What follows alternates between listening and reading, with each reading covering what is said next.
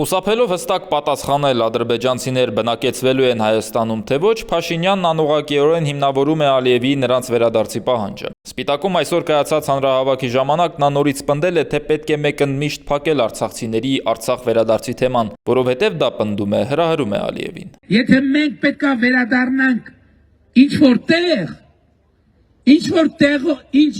հրահրում ենք այդ ինչ որ տեղին, որ նրանք ասեն մենք վերադառնում ենք ստեղ։ Փաշինյանը շատ վտանգավոր թեզ է առաջ քաշում, որը խաղաքարտ է տալիս Ալիևին շարունակելու պատմական փաստերի խեղաթյուրումն ու Հայաստանին ներկայացվող անհիմն պահանջների հիմնավորումը։ Հայաստանի Հանրապետությունում հիմա է, որ 90% հայություն է։ Նախկինում երբեք 90% հայություն չի եղել։ Երբ Ալիևը խեղաթյուրելով պատմությունը Հայաստանի տարածքն իրենց պատմական հողերը հռչակում ու պնդում, թե իբրև հայերը եկվոր են այստեղ, Փաշինյանը կամա թե ակամա հիմա ջուր է լցնում նրա ջրաղացին։ Բագրատունյաց թագավորության անկումից հետո այսօրվա մեր Հայաստանի տարածքում հայկական պետություն չի եղել։ Եվ հորդաներ են եղել, մոնղոլ թաթարներ են եղել, եկել են, գնացել են, խառնվել են, մենք են գաղթե, մեզ են գաղթեցրել եւ այլն եւ այլն եւ այլն։ Այստեղ եղել են պետություններ, բայց ոչ հայկական պետություններ։ 1000 տարի դուք պատկերացնում եք այդ ինչը։ Ընդդիմադիր խոշոր ուժերի առաջնորդները զգուշացնում են անընդհատ Փաշինյանը վերընտրվելու դեպքում ավելի ծանր զիջումների է գնալու, այդ թվում ադրբեջանցիների վերադարձի հարցում։ Իրենք պլան ունեն դրած, սկզբից սահմանամերձ գյուղերն են հայատապում ադրբեջանցիներին լցնելու համար, իրենց պետք է շատ արագ Թուրքիան միացնեն Ադրբեջանին։ Դրա համար ասում են խաղաղությունը գիտեմ, որ այս հարցով ավելի արագ են միացնելու առանց զոհերի։ Հետո էլ մի հատ ռեֆերենդում կանեն, որ մենք 3 բարեկամ երկրներ ենք, միանանք իրար պրծնենք։ Թողա մի հատ հասկանանք Սյունիքի ապագան ինչն ա լինելու։ Միուցը Սևանը պիտի գոչայ դառնա։ Եվս այդ հնարավորությունը տանք։ Սենց շարունակվեց ժողովուրդ։ Ուղիղ 1 տարվա ընթացքում ոնց որ Արցախը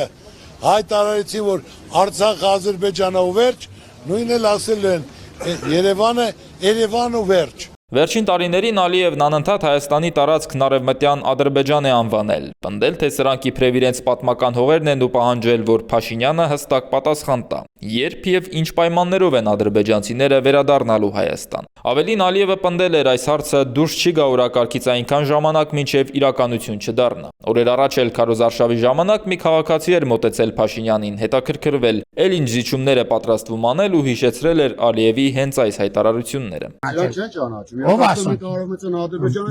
Չկա տենց բան։ Չկա այդ մեր ընդդիմությունն է ասում տենց բան։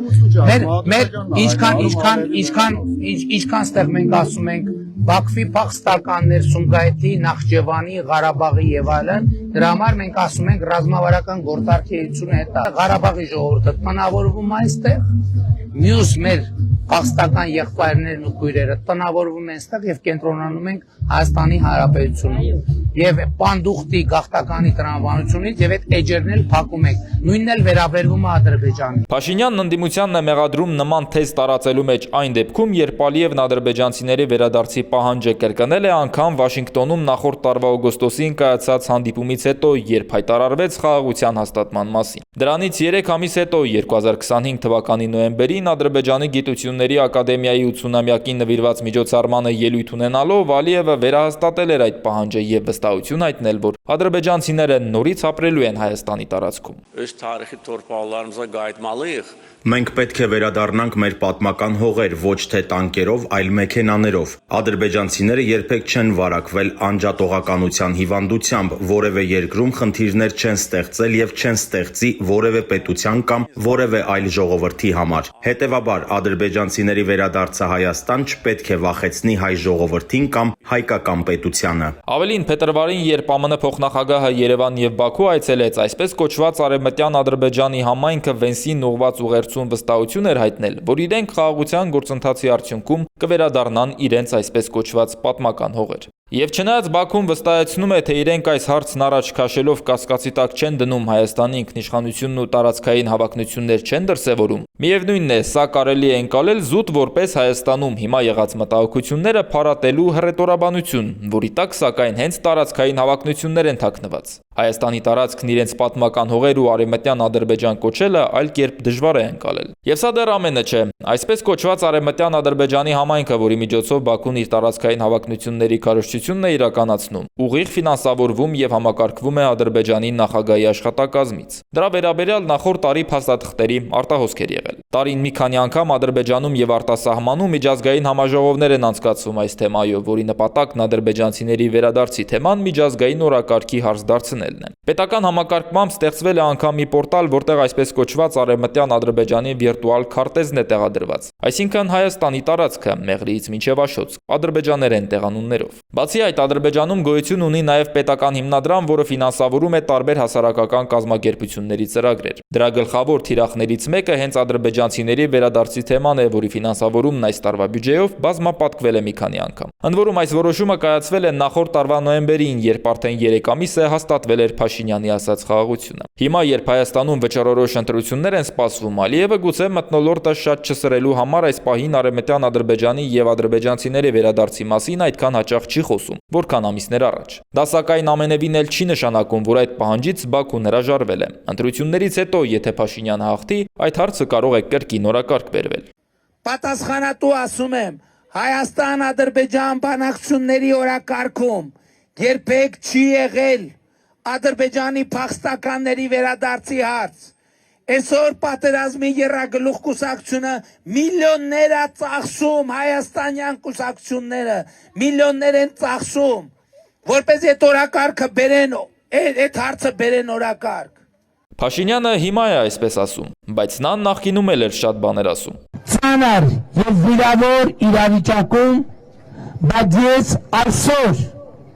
ավելի շատ հնարավորություններ եմ տեսնում Արցախի հարցը մեր պատկերացումներին համապատասխան լուծելու համար, քան թե դա գոյություն ուներ 4 տարի առաջ։ Անջատում հանուն փրկության բանաձևի իրագործման հնարավորությունները էականորեն մեծացել են։ Չհավատաք, երբ որ ձեզ կասեն, թե մենք ինչ-որ բան ուզում ենք ինչ-որ մեկի տանք։ Մենք չենք կարող։ Բոլոր այս հավաստիացումները, սակայն Փաշինյանն այն ժամանակ էլ էր անում այն նույն համոզիչ տոնով, որով հիմա դրանց ճիշտ հակառակն է պնդում։ Ասում են հող ենք կորցրել։ Այդ հողը ինչով է մեր եղել։ Ինչով է մի հատ բացատրեք ինչով է մեր եղել։ Այնտեղ դպրոց են կառուցել, մանկապարտեզ են կառուցել, գործարան են կառուցել, ապրել ենք այնտեղ։ Բնակավայր ինչով է մեր եղել։ Մերը չի եղել։ Մերը չի եղել։ Ոչ միայն այդ մերը չի եղել, այլև օգտագործվել է նրա համար, որ Հայաստանն էլ մերը չլինի։ Ղարաբաղի շարժումը ճակատագրական սխալ է եղել մեզ համար։ 30 տարի չեք ապրել։ Այս երեխեքը չեն ապրել։ 24 թվականից առաջ Կորնիձորում սենց խաղահարապարակ եղել, հա։ Բա այս երեխեքը խի պետք է բա հաղթանակած երկրի երեխեն խի պետք է խաղահարապարակ չունենար։ Ընտրողներն այս անգամ էլ կհավատան Փաշինյանի խոսքին, թե կդատեն արած գործով։ Պարզ կդառնա հունիսի 8-ին։